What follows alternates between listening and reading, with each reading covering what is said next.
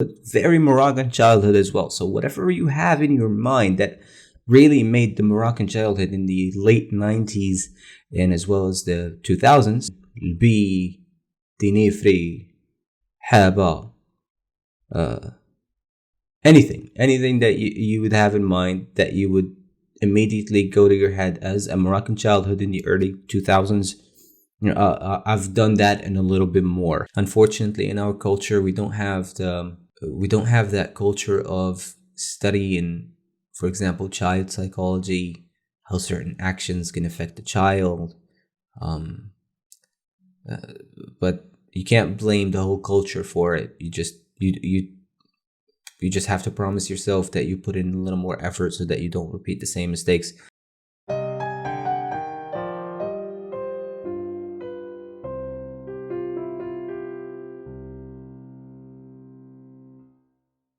Hi there, everyone, and welcome to another episode of the English Evening Podcast with me, your host, Zakaria Torres.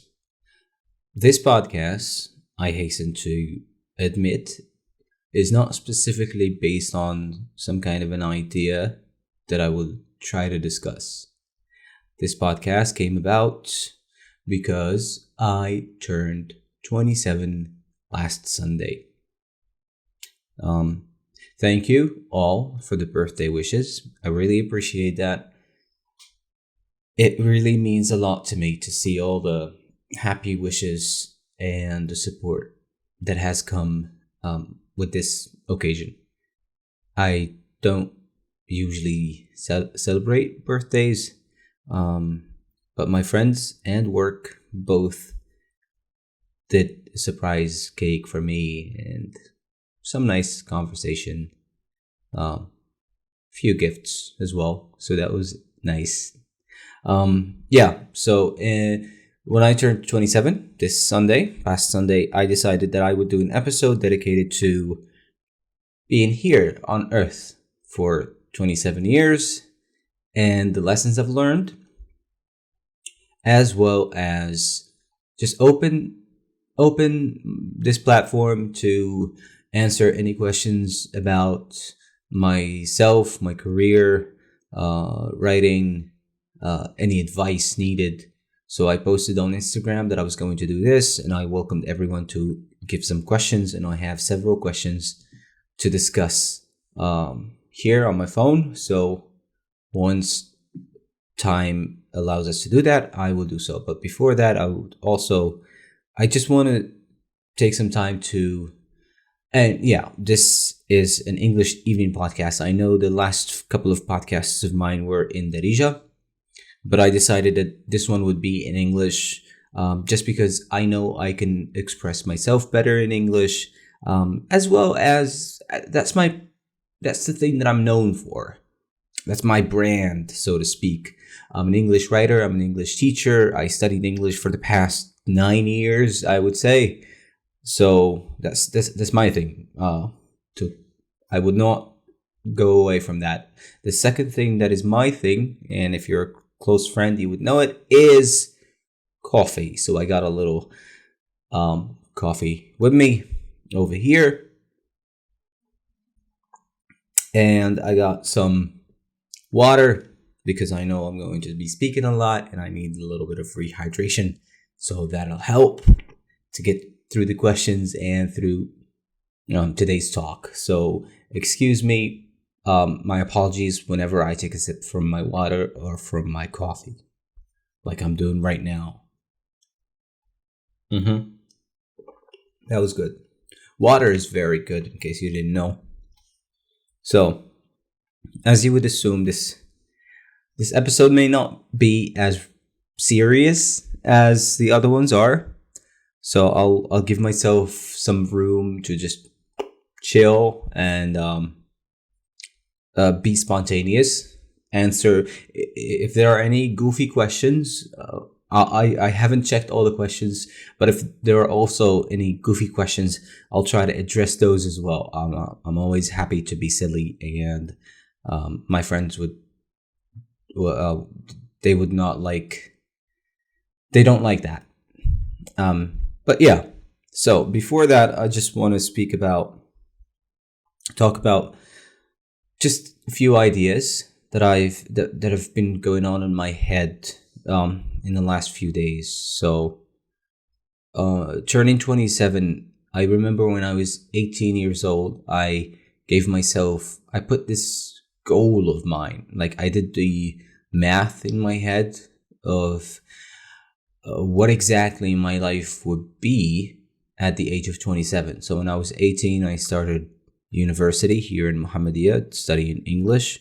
So I made in my head that I will spend 3 years doing my bachelor's, doing my licence.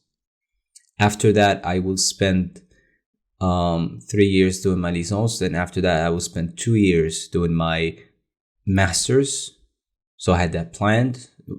Immediately after I get my licence, my bachelor's degree, I would move and try to get my master's. After my master's, I would immediately embark on the interesting and arduous journey of PhD and finish that after 3 years.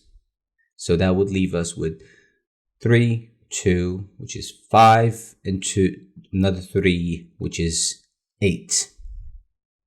I hope my math isn't failing me at this. That would be embarrassing.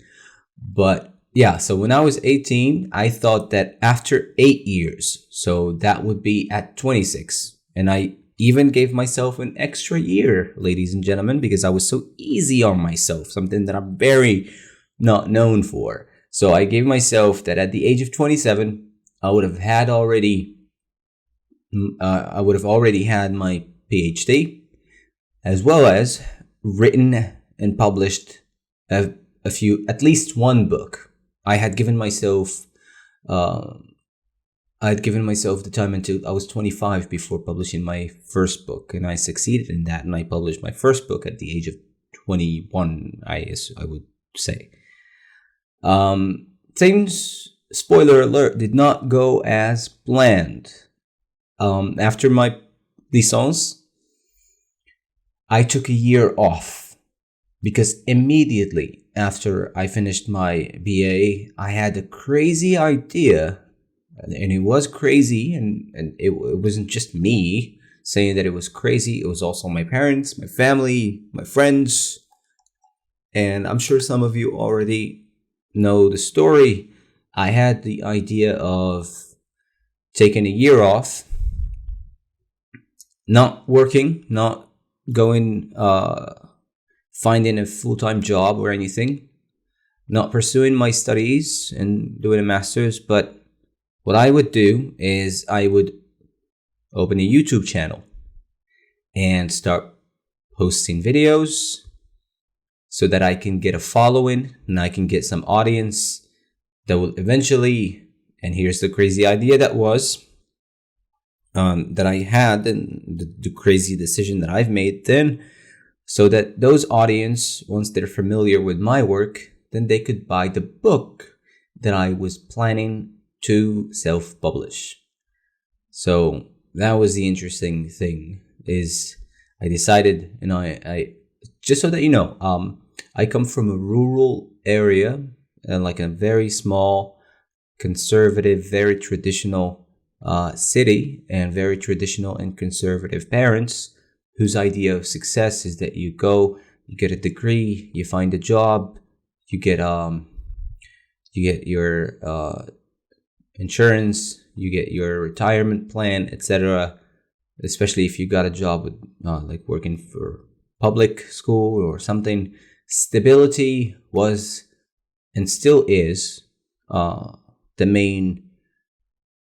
the mark of a successful person, and I would assume that's the case for a lot of people in our culture. So for my parents, they had the idea, little did they know, that once I'm done with my licence, then I would go and start teaching at a public school, then see if I could pursue my studies or not. But I think I would assume that they were hoping that I would have finished, that I would have immediately found a good job, because I don't come from a rich family or anything. I come from a very humble uh, family. Not that um, we didn't have the best life, but our life was very great. So very thankful for that. I had a very traditional, very uh, crazy, interesting childhood, very Moroccan childhood as well. So whatever you have in your mind that really made the Moroccan childhood in the late 90s and as well as the 2000s. I was born in 97, so the last 3 years of the 90s, and the rest was the 2000s. So a very Moroccan childhood with all the interesting, crazy, adventurous uh, things that you would imagine. Be Dinifri, Haba, uh, anything that you would have in mind that you would immediately go to your head as a Moroccan childhood in the early 2000s. I've done that and a little bit more. Um, a little story that I remember is that we were playing. It's gonna be a little weird because I'm gonna start naming things in Darija, but at the same time talking about them in English. So just please cringe away, but keep listening. We were playing. We were playing Dinifri. If you don't know what Dinifri is two teams, 5 against 5, and 1 5 runs away, and the other 5 needs to just like tap or catch the other 5. But you also have like a goal, like a barrier thing that, let's say you catch 4 out of the 5 that you're trying to catch, but one of them is still remaining loose and you're still looking for him and you're still running. And we used to play like neighborhoods. So we'll play, you run, we'll try to catch you, but we stay within this neighborhood.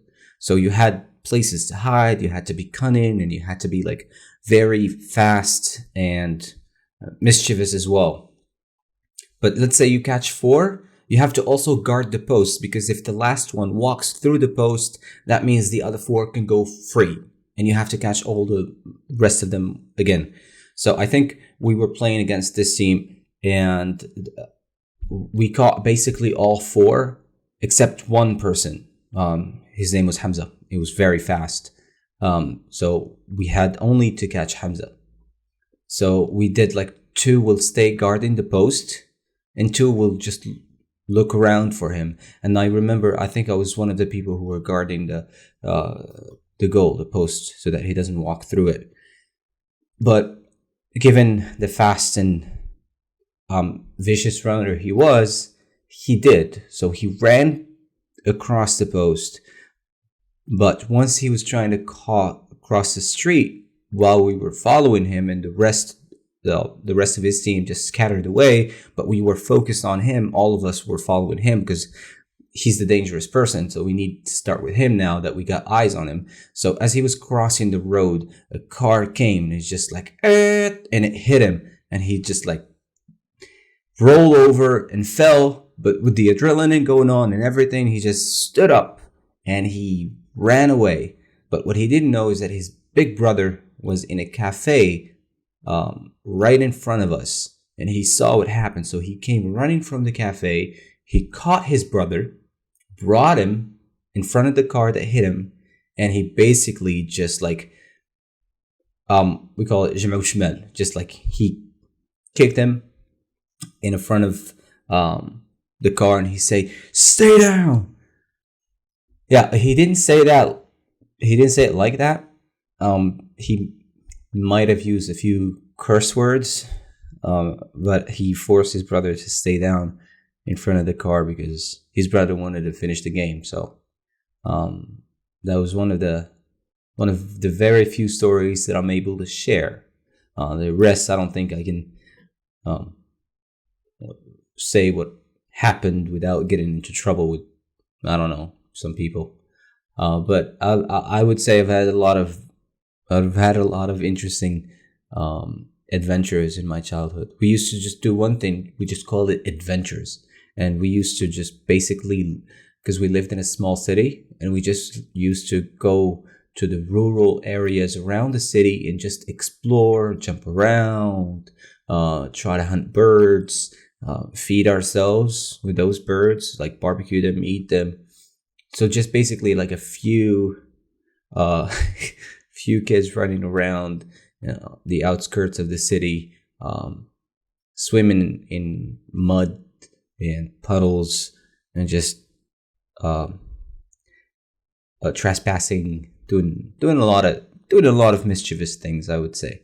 And I'm very grateful for that childhood, and to reflect on that now, being an adult and everything, it makes me understand that I was lucky to have had that, because I feel like, and I don't want to sound like, oh, our generation is different than this new generation and all of that, but I do feel like the kids now are missing something. Maybe they're not missing something. Maybe they're just replacing it with another thing, because they have a lot of great things now that are going on. They have these video games, these amazing video games. They have these amazing technologies that help them communicate with each other, that help them build their social skills, build their overall skills in general. But I feel like that spontaneous thing of just physically being somewhere, especially if it's nature, outside of the city, or just out there somewhere, just messing around, trying to build things, trying to steal things, trying to do, I'm not encouraging stealing or anything, although ashamedly I have done a few of those things when I was young. But I feel like kids these days are missing a little bit of that, and so I've had an interesting childhood. So imagine me going to my parents from these backgrounds, from very traditional backgrounds, and telling them that yes, I have succeeded. I took my licence, but I am not going to finish my studies nor look for a job. But instead, I'm going to ask you to keep paying my rent as I live in another city, and try to do something as crazy as start videos, just getting a camera like this and just film myself and my friends doing some vlogs, doing some content about writing, about books, about English, and hopefully get enough people interested so that when I finish editing my book and I self-publish it and print it, I'll find some people who would try to buy it. And I was under the impression that once I publish this book, then I will be celebrated author. I would sell enough copies to cover my financial expenses. But little did I know, although I have sold a lot of copies given my circumstances, and I would call that a huge success in Borat's accent, but it didn't come with the things that I've hoped for. It didn't come with that false recognition that I was hoping for. It didn't come with that huge celebration that I was aiming at. But I wouldn't call that a crazy dream that I had. I wouldn't call that delusional. I had a very big dream, but I didn't know that it doesn't happen that way, that things need to be fought for, and things are much more complicated than that. After all, I was publishing a book in English in Morocco, which is not only the first language, which is not even the second language, but the third language. And in 2019, it's not the same now in 2024, where English is a little more known and used.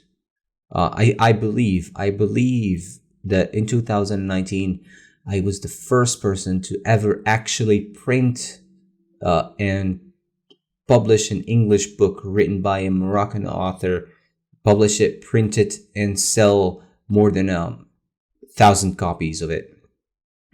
So that was, looking back at it, that was really an interesting adventure that I've had.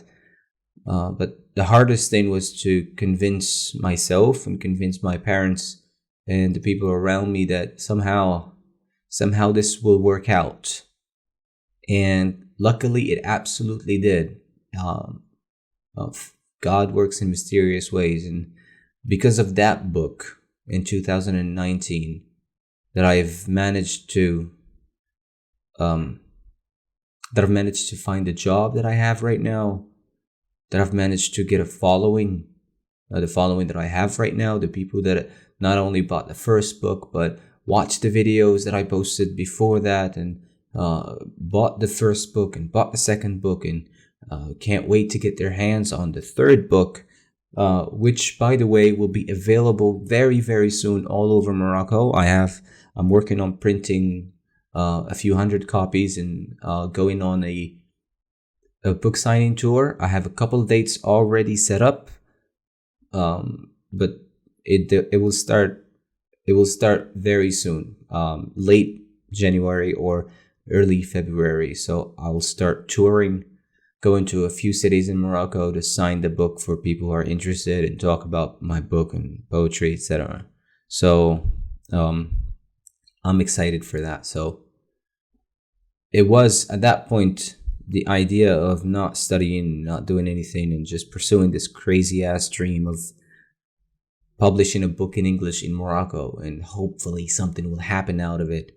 And all of these things, all of these festivals, all of these book fairs that I was invited to speak at, all of the TED Talk that I was invited to do, my work, this opportunity to talk to people on Instagram and on Spotify and open a podcast and do the things that I'm allowed to do, and all these book signings that I've done in different places in Gaza, Tetouan, Mohammedia, Jadida, and all of these things, they would not have happened if I didn't take the chance and risked a lot.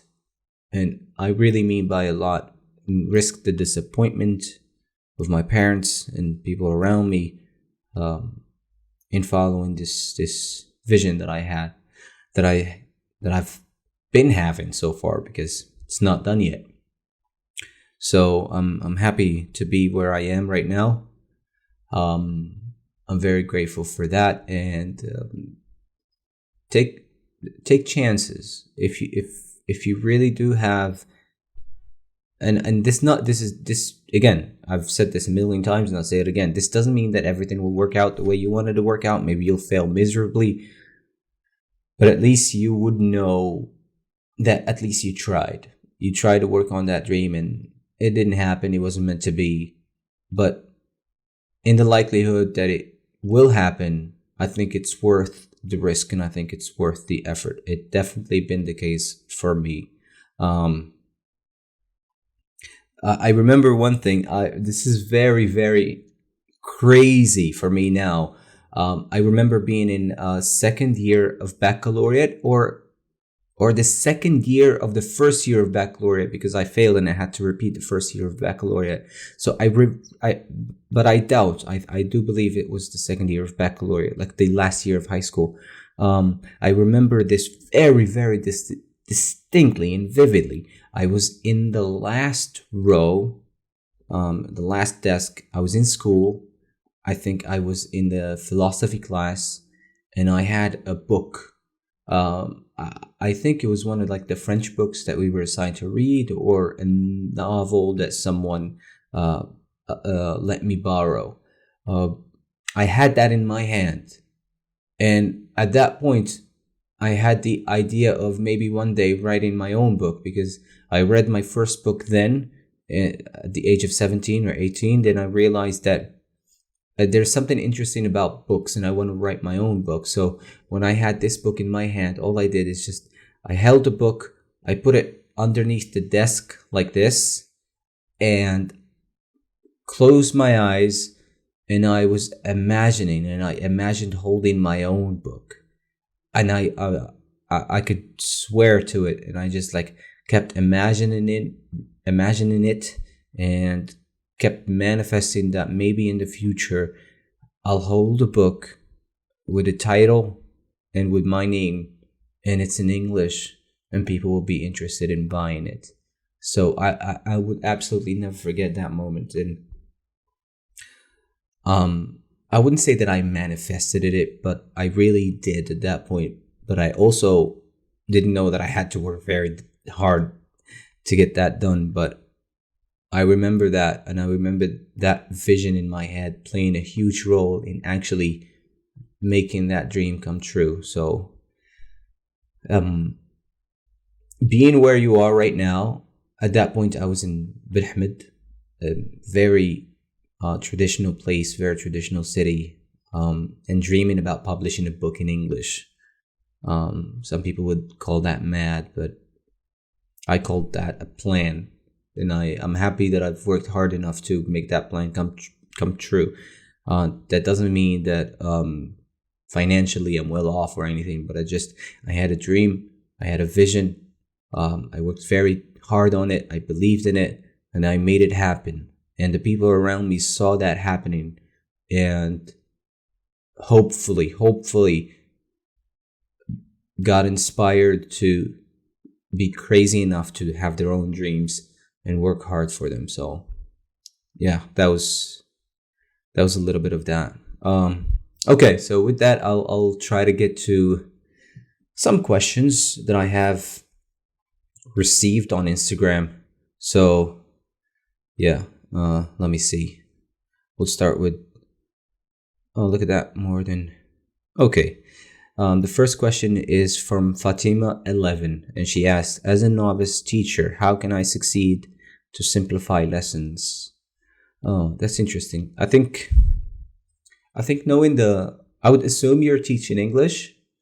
So try to get a feel of the level of the class. If you don't already have an idea of the level of them, are they beginners, intermediate, advanced? So the first thing that I would try is try to find the middle of the class and try to work around that. And one way of simplifying games is simplifying lessons, and I just gave away the answer there, is to gamify the lesson. There are countless of studies that advocate that games in the classroom, educational games, trying to find ways to teach through games actually helps a lot. And this doesn't just go for young children or young students. This goes for adults too. Like my classes, it doesn't matter if they're young kids or old adults. Games are part of it. And what I've found, or what I've discovered, is that sometimes you get adults, like 50-year-olds, 60-year-olds, who are more excited to play games than the 10-year-old. So that was always interesting to watch. So simplifying lessons that way, try to think about creative ways, using videos, using movies, using poems, anything that you have at your disposal. Work with it and try to find creative, simple, and I wouldn't call them childish, but playful ways of teaching. So thank you for that question. That was a very interesting question. The next question is from Yusra01. How is your 20s journey going? Very fast. That's the first thing. 27 now. It seems just like yesterday I was 20, but it's going very well. Discovering new things. I'm learning. I'm very, very lucky that I've made a career choice that happened to be the thing that I actually want. So in my 20s, I've discovered roughly, it's not just one thing, but roughly what am I trying to do in my life? What is the career that I want to choose? So I was lucky enough to have discovered that early. I know a lot of people don't get that.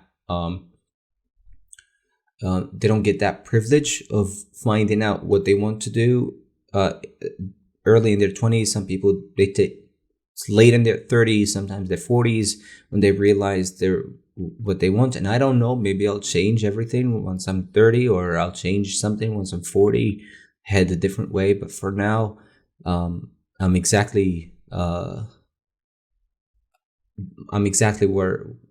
I want to be. So yeah, the 20s are going well. been working through a lot of, um, been working on myself a lot. So that's really good. Yeah. Hopefully the next 3 years will be much better. Sorry. Okay, so the second question, the third question, is from Suhail Mahfoud, and he asks how to succeed in an educational career. I would say just in any career, you really have to be interested in what you're doing.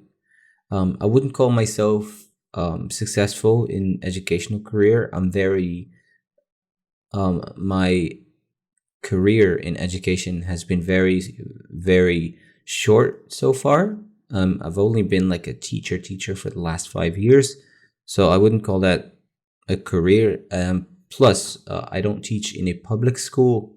I teach at an language center, as well as last year I did the semester at a university where I taught 3 classes.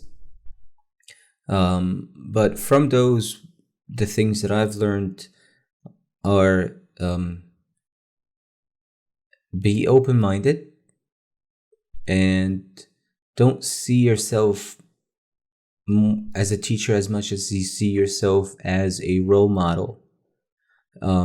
Because a lot of students, what they need in a teacher is someone who not only knows what they're doing, but also likes what they're doing. Because students are not dumb, because they can pick up on the vibe of the class. And if you as a teacher, if you're coming into class not liking what you're doing, not interested in doing it, you would lose the respect of students, and therefore you would lose their attention, and you'd fail at your job.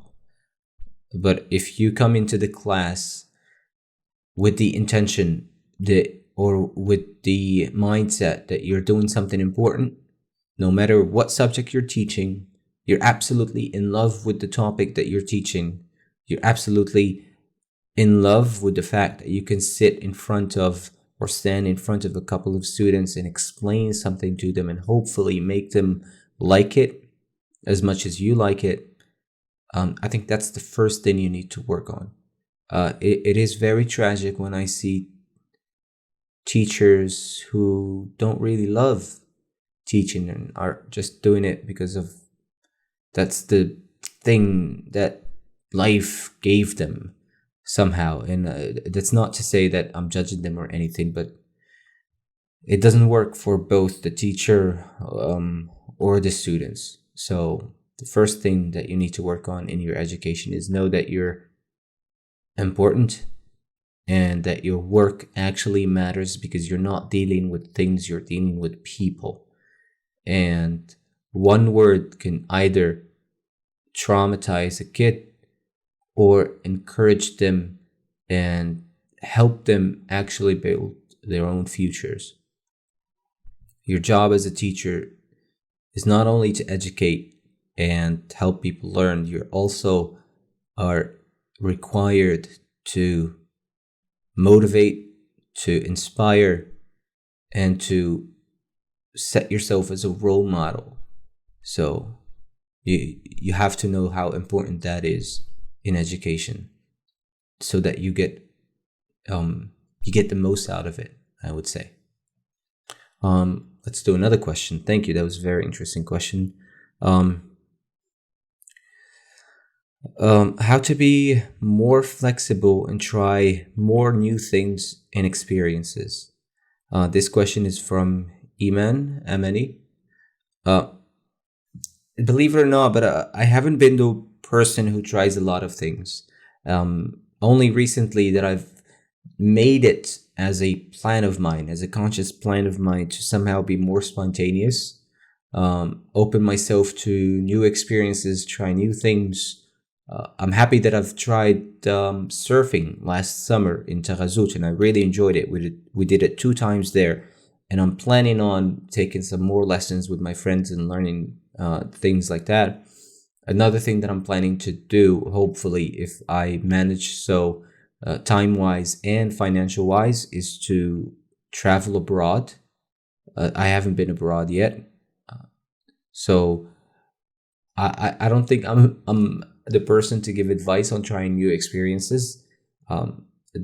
Especially in the last 5 years, um, I've been really set up so that I can make my dreams or my plans come through, and that came at the expense of being more loose, being more spontaneous, trying new adventures, new experiences, traveling here and there. So believe it or not, I think there was before last summer, I didn't have like a vacation for like 4 or 5 years. Um, I I've been a few times with work to some places, but I haven't had a vacation by myself or with my friends of just going somewhere, spending a week, getting a hotel or an Airbnb, and just being somewhere and doing fun things. But I don't want to miss out on that. So I'm planning. Um it's like a plan of yours. It's like a goal. You have to make a conscious, a deliberate effort to be spontaneous. That doesn't mean you're not spontaneous or not trying new experiences, but you have to really make the time for that. So I'm trying to convince myself that I need to get out of my own way when it comes to those things. I need to try more things, have more fun.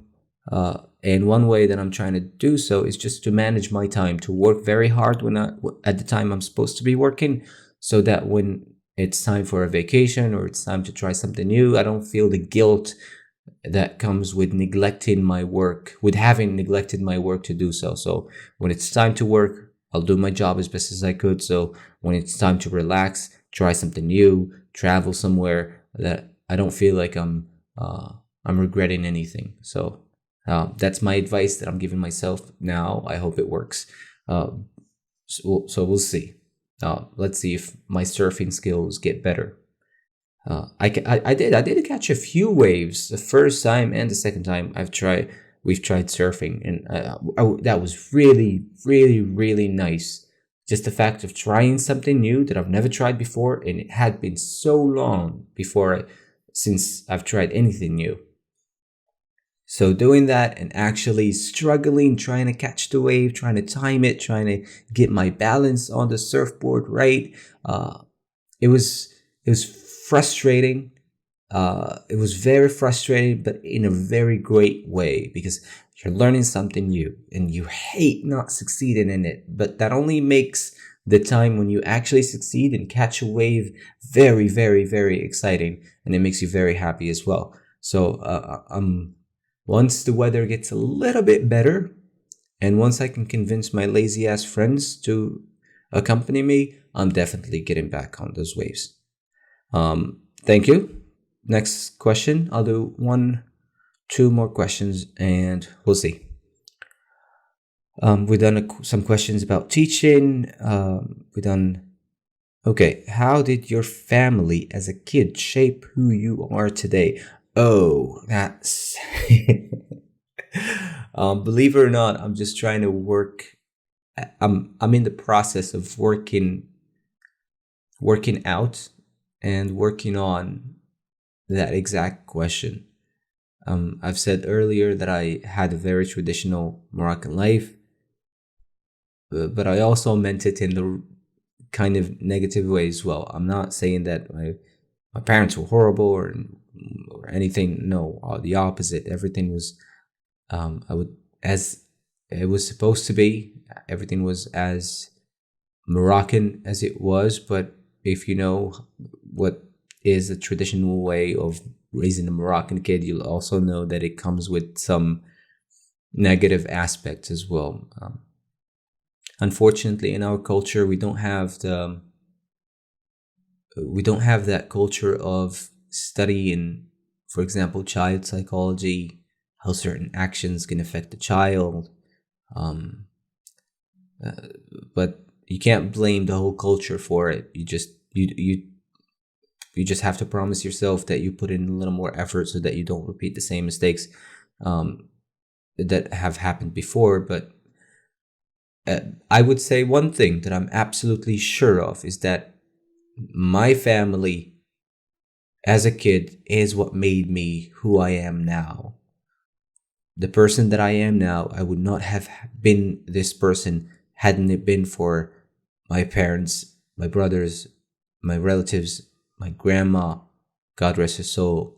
So, be it negative or positive, and it was it was them who made me who I am right now, and I'll always be grateful for that. So, and even though that came with a little baggage, but it's my responsibility as an adult to manage and work on that without judgment, without fear, um, with an open heart, with forgiveness, and with realizing that adults don't know what they're doing as much as kids.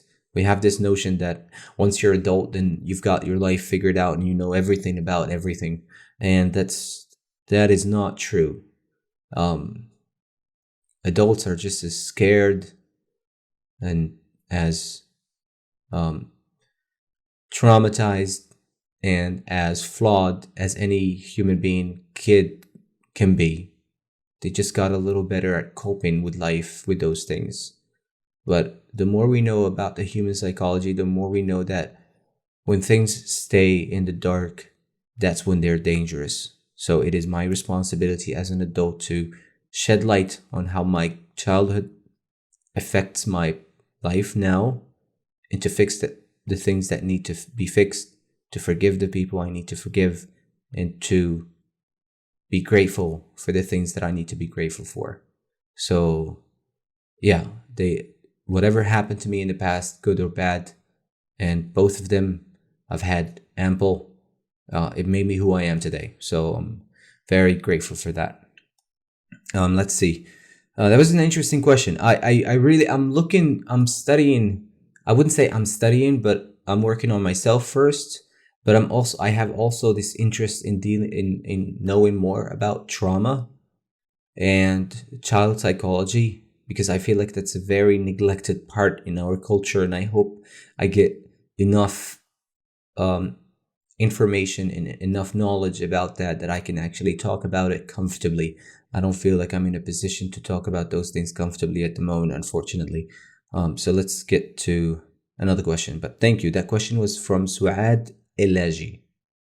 Let's see. Mehdi asks, how's life after 27 years of being single? I would ask you, Mehdi, how do you know I'm single? But that was very psychic of you, because I am single at the moment. Life is good. I mean, it's okay to be single. I think. I hope so. I mean, everyone would like a nice, healthy relationship, but if it's not nice and healthy, then a person is better off single. So life has been good as a 27-year-old single person. There are a lot of things in life that are more exciting than having a relationship just because you want to have a relationship. Again, a happy single life, or at least a content single life, is better than a toxic, unhealthy relationship. So I'm waiting for a healthy relationship. So, but interesting. I think Mehdi was a student of mine. Are you roasting your own teacher, Mehdi? That's not nice. All right, let's do one more question. I'm getting a little bit tired. I usually record my podcasts early in the morning because I feel like I got more energy in me. But it's 5 p.m. now, 5:20 p.m. I've already gone up. I've cleaned the house a little bit. I've done a little home workout. I've showered. So I'm getting a little bit. I shouldn't be drinking coffee at this time, so I'll try to finish everything now. I shouldn't be drinking coffee. I try to stop my caffeine intake before 3 or 4 because I sleep early. And if I take my coffee after 4, it kind of messes up my sleep. But I hope it doesn't today. Let's see. Let's do one more question. and call it a podcast. Um, yeah, this question repeated itself several times. People like Selma, um, who else? I've noted a few people who asked the same question. Uh, I think Yahya as well, uh, Areda, Khawla. All of these people ask the same question, which is, what is the biggest lesson I've learned in living 27 years? And I think I think the biggest lesson that I've learned in the 27 years that I've been blessed to have been alive is that life is very, very painful and difficult for everyone. And the lesson that I've learned from that is that the more painful and tragic life can be around you as a person with all your personal problems, the kinder and gentler you need to be towards other people. If there's any evil in life, I think its main goal is to hurt us so that it turns us to evil persons as well, so that we can hurt other people. And I'm 100% sure that everyone in life, everyone around you, at one point in time will face something very, very, very horrible. And you will too. And the most important thing that you can do at that time as a person is to try so hard not to let that horrible thing that happened to you make you a bad person to other people around you, because that only makes things worse. So again, the harder life gets, the more painful and tragic it is for you, the bigger the responsibility and moral duty you have to be kinder, nicer to others. It's been the case for me in my life. I always try to somehow, and it's not a cliche, or it's not hiding the pain or doing fake smiles or anything. It's just that when life gets very rough for me, what makes me feel good is that to be positive around people around me, and to somehow not let that part of me affect my relationships and hurt other people. So, yeah, I think that's the most important life that I've learned especially in the past few years. The harder life gets, the more you're required to be nicer. And that makes things much better than if life is very difficult on you and you're just bitter and evil because of it. That doesn't help you, and it definitely doesn't help anyone else. So I think we need to make an effort to be nicer, kinder, smile more. I know a lot of people don't smile to each other. In fact, I had this interesting experience with a neighbor of mine. So I'm a very friendly person. I smile a lot, and she's also very friendly, but she's not the person that smiles to strangers. But I am. If we lock eyes, I'll smile. I'll just give you like a little. But if you're my neighbor and we live in the same building, I'll smile even wider and I'll even say hello. And she found it. This is way. She admitted that way after we became friends. She said at the beginning, I was like, why is this weird guy smiling at me?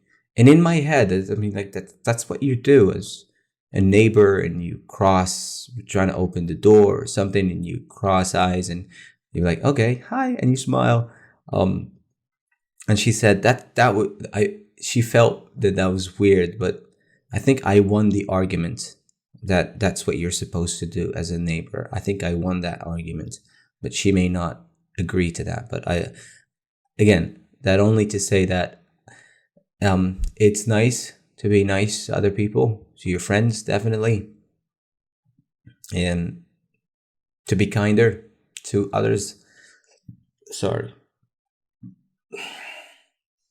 I think that helps a lot because you'll never know what other people are going through, and they're definitely going through something. So if there's anything you've learned from today's podcast, is that smile to strangers. No, unless that's what you really want to do. But be kinder, be gentler, be more forgiving, loving. Don't hold grudges because they hurt you. And if you don't have any 2024 plans, resolutions, you can adopt that from me. Be nicer to each other. That's the podcast. Thank you very much, and I'll see you soon. Bye.